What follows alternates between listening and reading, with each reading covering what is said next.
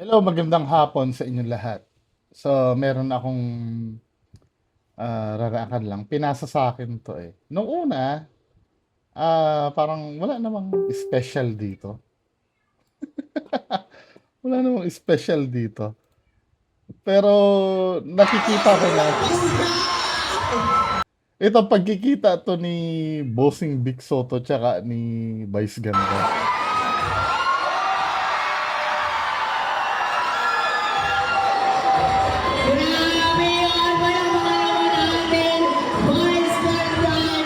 Nag-i-stem cell siguro to si ano, no? Si Big Soto. Parang ano, hindi siya tumatanda.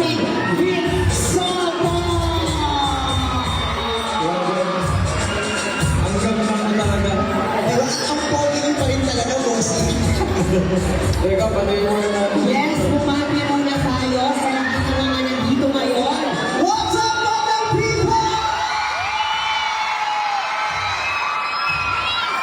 Hi, Double Girls!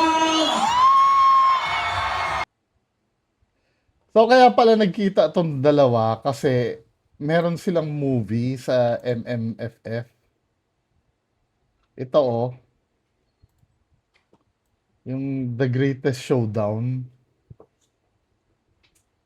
Vice Ganda Big Soto starrer The Greatest Showdown is announced as an official entry to the 2026 Metro Manila Film Festival. So, alam na natin yung ano, yung magiging kalalabasan nito. So, balik na naman sa tradisyon na, buti nga nagsama na sila eh. Yung Vice Ganda tsaka ano, tsaka ah Enteng Kabisote, di ba? Kadalasan, yan kasi yung mga ano, dapat sinama nyo na si Ai din. Di ba? Tapos ito, as usual, ano ba to, Regal? Regal nga. Di ba? Regal naman, mga horror naman ito. Mga dating ano ba yung mga kasama sa MMFF? Ito yung mga entry, no? Ito mukhang ano to, may class. Lalangawin to, yung mga ganito na movie, lalangawin 'yan. Ang ito yan ang tatabo. Alam na eh, no? Hindi, I mean, sa akin, wala eh, dun sila sa safe talaga eh, no? Kasi safe bet ito eh. Kasi itong formula nila Big Soto tsaka nila Vice Ganda, proven talaga ito nakikita. Pero last time, no, nagkaroon ng issue hindi kumita yung MMFF last time. Eh. Kasi hindi na talaga siya ano eh. Mulat na yung tao sa online streaming tsaka online downloads, yung mga torrents. Just imagine, no, magkano yan? 300 isa? Let's say isang pamilya yung manonood, no? Tatlo kayo. Ikaw, asawa mo, tsaka anak mo. Almost 1,000 na agad. 900. Di ba? Paano kung ang ticket ay 350 pa isa? Higit 1,000. Kung ikakain nyo na lang yon. Hindi, sa totoo lang, naniniwala ako, lalo na pag December, yung mga Pinoy willing gumastos eh. Pero kung ang quality ng movie na naman nito ay yung katulad nung dati, yung good for one viewing. Actually, kahit nga one viewing, ano eh, hindi siya, hindi talaga siya, ano eh, ah, try nyo lang, no, yung mga movie, I'm so sure, ganun pa rin naman ang quality niyan eh. Yung, yung mga lumang video ni Vice Ganda, sinong nagki-cable, kahit sa ano, kahit sa YouTube yata, merong ano nito, try nyo lang panoorin yung isa. Kasi sa totoo lang, hindi naman sa pag ano no, i-criticize ko lang yung totoo lang talaga. Kung papanoorin nyo lang talaga, wala naman talagang substance. Yung kay Vic Soto, yung mga enteng kabisote niya, although mababaw yung ano, mababaw yung istorya, meron siyang sinusundan na ano eh, na istorya eh, na yung adventure. Pero yung kay Vice ganda, sorry to say, talagang sometimes wala talagang substance. Sorry ako may mau-offend. Oo, no? Pag napapanood mo, matatawa ka naman talaga. Kasi alam naman natin yung ano yung formula nung ano yung formula ng comedy ni Vice ganda eh, yung manlalait, yung pagiging sarcastic, tapos yung yung mga pag ganun niya. Tapos si Bossing Big Soto naman, nye, yung mga ganun niya. Di ba? Kaya lang, it's getting old na eh. Ako, bet ko, feeling ko lang ha, pero I could be wrong. Feeling ko wala na manonood dito eh, sa ganito. I mean, pag sinabi ko walang manonood, hindi naman literal na wala talaga manonood. Pero manonood pa rin, may mga fans ito eh. Pero yung ibig ko sabihin yung talaga yung tatabo katulad nung dati. Feeling ko hindi na kasi fed up na ang Pinoy sa ganito eh. Mas maganda yung ano yung ginawa ni Vic Soto na movie before. Yung alternative version ng Pilipinas, yung Sultan siya. Ano ba yon? Although na hindi ko napanood yung mukhang ang ganda ng konsepto nun eh. Medyo may pagka-drama yun, di ba? Sana nag-ano na lang sila sa ganong quality.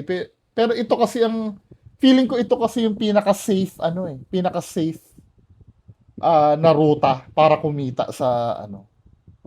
Pero feeling ko hindi na ito bebenta. Hindi na siya bebenta. After nung malaking, ano eh, malaking role kasi yung COVID. Kasi nung nagkaroon ng COVID, napuwersa lahat ng Pinoy na matutong mag-internet. Saka matutong mag-Netflix, matutong mag-download. Kahit ako din dati, ano eh, tamad na tamad ako mag-download ng torrent eh. Pero nung nagkaroon ng COVID, natutunan ko ng 100% lahat. Although na may idea na ako, no? May idea na ako. Ah, dun ko na ano natutunan yung mga rare manood ng online movies. Na kung titingnan mo, malaki talaga maititipid mo. Isa sa factor yun eh. Tapos, itong mga movie na to, sa totoo lang, no, kung papanoorin mo kung comedy, let's say comedy, hindi ko na naabutan pero papanoorin mo sa YouTube yung mga movie nila Babalu, nila Dolphy, mas may substance pa yun eh. Although na yung formula nung araw, yung mga movie nung formula nung araw, paulit-ulit, yung let's say sa una no, tawanan-tawanan, then sa gitna ng movie sayawan, tapos bago huling act, may magdadramahan, biglang may makikidnap, biglang magbabarilan sa loob ng bodega, tapos pag matatapos yung movie, biglang mag-freeze lahat ng karakter. Tapos action movie naman, halos ganun din naman. Ah, laging may habulan sa highway, laging may tindahan ng palamig na nasasagasaan. Then may barilan din sa bodega bandang huli. 'Di ba? Pero ano 'yun eh, yung mga movie na 'yon, may replay value yung mga 'yun eh. Kumpara do sa mga movie ngayon. Kahit pa sabihin mong mas malilinaw yung mga movie ngayon dahil digital na ang gamit, mas ano pa rin yung mga film nung araw, meron siyang calming effect pag pinapanood mo, 'di ba? Kasi naalala ko yung tatay ko noon nung nabubuhay pa. May mga original DVDs yun ni FPJ eh. At yung mga may mga Hollywood din, may mga Hollywood din na movie na collection. Pero yung pag kay FPJ kasi noon, pagka nilagay mo yung movie, kahit napanood mo na, may feeling pa rin na interesado kang umpisahan uli hanggat matapos uli eh.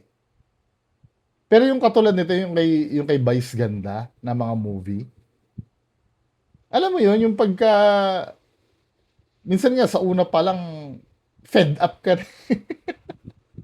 Fed up kasi parang ano eh, yung mga gumagawa ng script, no? Kasi nung araw, yung mga movie nila Sharon Cuneta, nila Vilma Santos, yung mga gumagawa ng script noon, karamihan ano, may pinag-aralan talaga sa ano eh, sa movie industry eh. Karamihan ng mga gumagawa. Ngayon kasi, sa tingin ko, parang siguro dati siyang alalay ni ganito na magaling nang magsulat. Dati siyang PA, tapos nagsusulat na ngayon. Hindi ko naman sinasabi na ano no, pero yung kagandahan ng quality kasi ngayon parang tsambahan na lang, 'di ba? Tsaka parang takot mag-evolve yung ano, yung showbiz industry natin sa ayaw nilang sumugal sa mga movie na katulad nito. Yan yung mga ganyan. Kasi sa ating mga Pinoy, boring ito eh. I'm so sure maganda to, no? Sa poster pa nga lang eh. Mukhang yung ano, yung nagsulat nito siguro, mukhang talagang pinagpagura niya. Kaya lang sometimes ayaw kasi ng Pinoy sa ganito eh. Ang gusto kasi ng Pinoy laging panoorin yung mga good vibes. Tapos sometimes yung madaling i-digest. Ito kasi yung mga ganitong movie, ginagamitan pa kasi ng utak. Sorry ah, the real talk. Yung mga ganito, ginagamitan pa kasi ng utak yan eh. Ito, pwede rin, no? Kaya lang, yung istorya na ganire, ano to eh, parang adaptation na lang to, hindi na to original eh. Tama ba ako? Ialisin ko muna to, no? Pero ito, tsaka yan, tsaka ito, yung Haunted Carnival. Ito, madali din i-digest to eh. Basta takot-takutin lang. Ang importante dito, natatakot yung audience eh. Wala na silang pake doon sa mga mystery-mystery. 'Di ba? Ayaw rin panoorin ng Pinoy yun. Ang gusto nila yung spoon feeding. Matakot ka, may aswang na lalabas or may multo na lalabas. Tsaka yung tatawa ka lang. Yan ang gusto ng mga Pinoy. Kaya kahit kailan, feeling ko hindi mag-uunlad ang ano natin eh, ang showbiz industry eh. Yung mga artista kikita na lang yan sa mga endorsement. Pero pagdating sa paggawa ng movie, hindi na nila mamamatch yung ano yung income na gine-generate nila Sharon Cuneta nung araw, nung mga action stars nung araw, or yung mga ibang artista ngayon kasi kumukuha na lang ng income ang artista sa siguro mga guestings, pero sa mga movie, yung kung saan talaga sila gagalaw, wala eh. Kasi kasalanan din ng mga producer yan. Eh, mas pinili nilang kumita kaysa mag-innovate pagdating sa paggawa ng pelikula. Para bang kung ano yung formula na garantisadong kikita, doon na lang sila magbebet ng magbebet. Kasi safe yun eh. Diba? Hindi nila alam na may mga Pinoy na kayang gumawa talaga ng dekalidad. Katulad ng General Luna. Hindi siya perfect, pero dapat sa MMF pinalabas yun eh. Yung General Luna eh. Talagang nung napanood ko yun, nagka-interest ako. Bukod sa magaling yung artista, maganda yung pagkakagawa niya. Hindi siya perfect ha, pero dapat mga ganong movie yung ano eh, yung pamantayan eh. Hindi yung ganito, men. Nagigits ko, no, na, oo, Pasko, pambata. Yan ang kadalasan na dahilan eh. Pambata kasi, pambata. Di ba pwedeng papanoorin mo ang bata ng movie na may substance? Sabi kahit manood ka ng cartoons ng Disney, kahit pambata yon maganda ang pagkakasulat nun eh. Di ba? I mean, kahit adult doon, mag enjoy eh. Yung mga cartoons ng Disney nung araw. Pero gano'n na ba ang tingin nyo sa pambata? Yung nye, nye. Yung mga, bahala kayo, no? Basta, ako, hiningi lang naman ng opinion ko regarding dito sa mga ganito. I'm so sure, no? Kung hindi na to kikita. Sure ako.